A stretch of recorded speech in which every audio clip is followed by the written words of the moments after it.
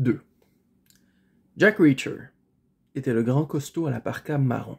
Et, pour lui, cette route-là avait commencé à un carrefour, 6 km en amont, en milieu de soirée, à la réception d'un motel où sonnait un téléphone. Ce motel étant l'endroit où un chauffeur qui l'avait pris en stop l'avait laissé avant de s'éloigner dans une direction que n'était pas celle que souhaitait prendre Reacher.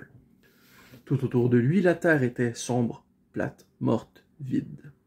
Le motel était la seule chose vivante à perte de vue. Il paraissait avoir été construit 40 ou 50 ans auparavant par un entrepreneur pris d'un accès d'optimisme excessif. Il se peut qu'on ait vu de grandes possibilités pour cet emplacement, mais ces grandes possibilités ne s'étaient manifestement jamais matérialisées, ou peut-être n'étaient-elles qu'illusions dès le début. La coquille vide d'une station-service à l'abandon occupait l'un des 4 angles du carrefour. On avait coulé une dalle sur le deuxième, projetant peut-être d'y édifier un grand magasin, voire un petit centre commercial, mais jamais rien n'y avait été construit. Et le dernier était complètement vide. Le motel, lui, avait tenu. Son architecture était audacieuse. Il faisait penser aux dessins des BD de science-fiction que Reacher avait lus pendant son enfance.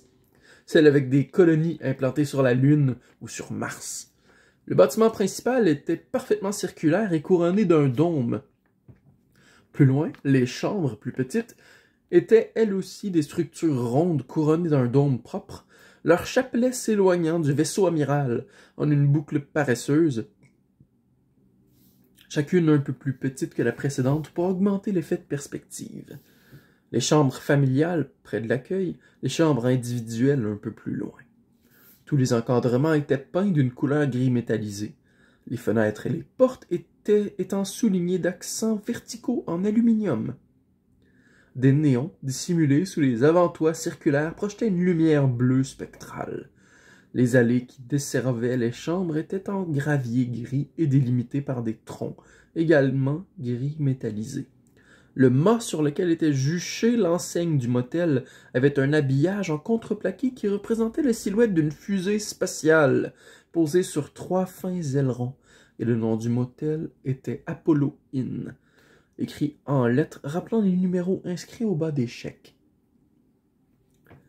Le hall d'entrée était pour l'essentiel une grande salle ouverte, avec un petit coin bureau, dans le fond, et supposant Reacher ce qui devait être 2 toilettes. Le comptoir incurvé de la réception faisait face, 30 mètres plus loin, à un bar, lui aussi incurvé. L'endroit était avant tout un bar-salon, avec un parquet dense, circulaire, et des chaises en velours rouge entourant des tables basses rondes, éclairées par une lampe à abat-jour à gland. L'intérieur du dôme faisait penser à un cyclorama concave inondé de néons rouges. Il y avait encore d'autres éclairages indirects un peu partout, tous dans les rouges et les roses. De la musique de piano tintinabulante jouait en sourdine, sortant de haut-parleurs dissimulés. Tout l'endroit était bizarre, espèce de Las Vegas des années 60 téléporté dans l'espace. Et tout était désert, en dehors de 2 types, l'un derrière le bar, l'autre devant. Reacher, attendant devant la réception, le type derrière le bar vint le rejoindre et parut authentiquement surpris quand Reacher lui demanda une chambre, comme si cela n'arrivait jamais. Mais il se reprit brillamment et sortit une clé en échange de 30 $ en liquide. Plutôt jeune, il devait avoir entre 55 et 60 ans, n'était ni grand ni mince, et arborait une belle tignasse teinte d'un roux agressif que Reacher était plus accoutumé à voir sur la tête des Françaises d'un certain âge. Il rangea les 30 $ de Reacher dans un tiroir et écrivit ostensiblement quelque chose dans un registre. C'était probablement l'héritier des cinglés qui avait fait bâtir l'établissement. Il n'avait sans doute jamais travaillé ailleurs de toute sa vie et joignait très certainement les 2 bouts en exerçant 5 métiers à la fois.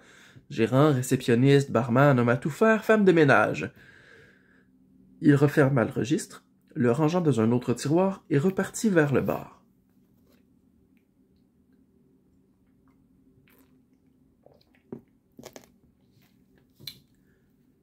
« Vous avez du café là-bas » lui demanda Reacher. Le type se retourna. Bien sûr, répondit-il avec un sourire, d'un ton satisfait, comme si, enfin, la décision qu'il avait prise en des temps reculés d'avoir du café chaud tous les soirs venait de se justifier. Richard le suivit au milieu du bain de néon et s'installa à 3 tabourets de l'autre consommateur, lequel était un homme d'une 40aine d'années. Il portait une épaisse veste en tweed à coudière en cuir.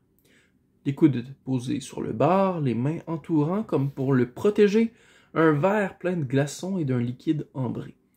Il en regardait le contenu d'un œil trouble. Ce n'était probablement pas son premier verre de la soirée, ni même peut-être son 3e ou son 4e. Il avait la peau humide. Il avait l'air sérieusement parti. Le type aux cheveux teints versa le café dans un mug en porcelaine décoré du logo de la NASA, qu'il fit glisser avec orgueil et grande cérémonie sur le bar. Une antiquité sans prix, sans doute.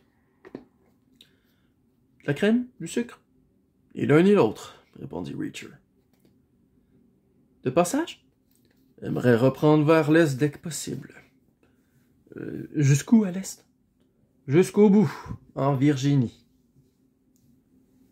Le type aux cheveux roux hocha la tête comme un vieux sage. Dans ce cas, vous devriez commencer par continuer vers le sud jusqu'à ce que vous tombiez sur l'Interstate. C'est ce que j'avais prévu, dit Reacher. D'où êtes-vous parti ce matin? Du nord d'ici. En voiture? En stop. Le type à la tignasse rousse n'ajouta rien parce qu'il n'y avait rien à ajouter. Les barmen aiment bien rester joyeux, et il n'y avait aucune direction joyeuse vers laquelle orienter la conversation. Faire du stop, sur une route secondaire, en plein hiver, dans l'un des 10 États les moins peuplés du pays, n'allait pas être facile. Et le type était trop poli pour le dire. Reacher prit la mug et essaya de ne pas trembler. C'était un test. Le résultat fut décevant. Tous les tendons, tous les ligaments et tous ses muscles, entre le bout de ses doigts et sa cage thoracique, le brûlaient et frissonnaient, le mouvement microscopique de sa main créant ainsi de minuscules vagues concentriques à la surface du café. Il se concentra fort et porta le mug à ses lèvres, en un geste qu'il voulait fluide, mais qui s'avéra erratique et saccadé.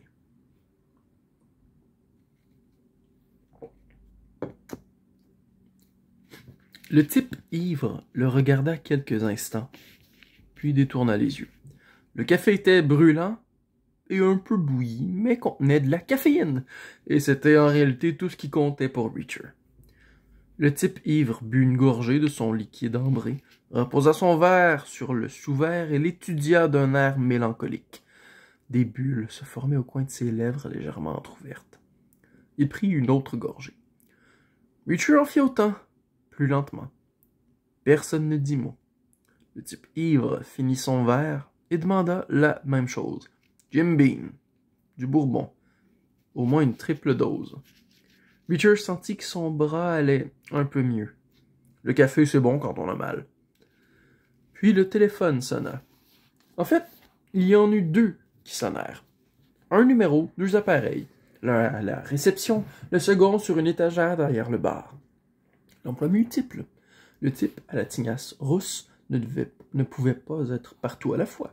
Il décrocha. « Apollo Inn, à votre service !» dit-il avec autant de fierté, de jubilation et d'enthousiasme que s'il s'agissait du premier appel reçu par l'établissement le jour de son ouverture. Il écouta un moment, puis appuya l'écouteur contre sa poitrine. « C'est pour vous, docteur. » Machinalement, Reacher regarda derrière lui, cherchant un médecin des yeux. Il n'y avait personne. « C'est qui? » demanda le type sous à côté de lui. « Madame Duncan, » répondit le barman. « C'est quoi son problème? » dit le type sous. « Elle saigne du nez et ça ne veut pas s'arrêter. »« C'est bon lui que tu m'as pas vu, » dit le type sous. L'homme à la tignasse rouge relaya le mensonge et reposa le téléphone. Le type sous s'affaissa au point d'avoir la figure presque à hauteur du bord de son verre. « Vous êtes médecin? » demanda Reacher. « Qu'est-ce que ça peut vous faire? »« Madame Duncan est une de vos patientes? » Techniquement, oui. Et vous l'envoyez promener? Vous êtes quoi, vous? Du bureau de déontologie? Un segment de nez. Qui ne veut pas s'arrêter. Ça peut devenir sérieux. Il a 33 ans, il est en parfaite santé. Pas d'hypertension, pas de problème sanguin. Elle se drogue pas. Aucune raison de s'inquiéter. Le type prit son verre. Une rasade, une gorgée. Une rasade, une gorgée. Elle est mariée? Demanda Reacher. Pourquoi ça? Le mariage entraînerait des segments de nez à présent? Ça arrive. J'étais dans la police militaire. Des fois, on nous appelait en dehors de la base, dans le quartier, des gens mariés. Les femmes qu'on frappe, souvent, prennent beaucoup d'aspirine, à cause de la douleur. Mais l'aspirine fluidifie le sang, si bien que la fois suivante où elles se font cogner, elles n'arrêtent pas de saigner. Le type ivre garda le silence. Le barman regarda ailleurs. Quoi? Reprit Reacher. Ça lui arrive souvent? C'est un saignement de nez, répéta le type sous. Vous avez peur de vous retrouver au milieu d'une dispute familiale? Personne ne dit mot. Elle pourrait avoir d'autres blessures. C'est un Reacher. Moins visible, peut-être. C'est votre patiente. Personne ne dit mot. Saigner du nez est une hémorragie comme une autre. Ça ne s'arrête pas. Si ça ne s'arrête pas, elle va s'évanouir. C'est comme un coup de couteau. Vous ne la laisseriez pas saigner si elle avait reçu un coup de couteau, n'est-ce pas? Personne ne dit mot. Comme vous voudrez, dit Reacher. Ça ne me regarde pas. De toute façon, vous ne seriez pas bon. Peut-être même pas en état de conduire jusqu'à chez elle, où qu'elle soit. Mais vous pourriez appeler quelqu'un. Il n'y a personne, répondit le type sous. Les urgences sont à 100 km d'ici. Elles vont pas envoyer une ambulance à 100 km pour un segment de nez. Reacher prit une autre gorgée de café. Le type sous laissa son verre tranquille. Bien sûr, j'aurais un problème pour conduire, mais tout irait très bien dès que je serais sur place. Je suis un bon médecin. J'aurais détesté en voir un mauvais, dit Reacher. Tenez, je sais même quel est votre problème. Je veux dire physiquement. Mentalement, je peux pas me prononcer. N'en faites pas trop, mon vieux. Sinon quoi? Reacher garda le silence. C'est un segment de nez, répéta le médecin. Et comment vous le traiteriez? Avec un peu d'anesthésique locale. La gaze pour la cavité nasale. La pression arrêterait l'hémorragie, aspirine ou non. Reacher hocha la tête. Il l'avait déjà vu faire à l'armée. Allons-y, docteur, dit-il. Je conduirai.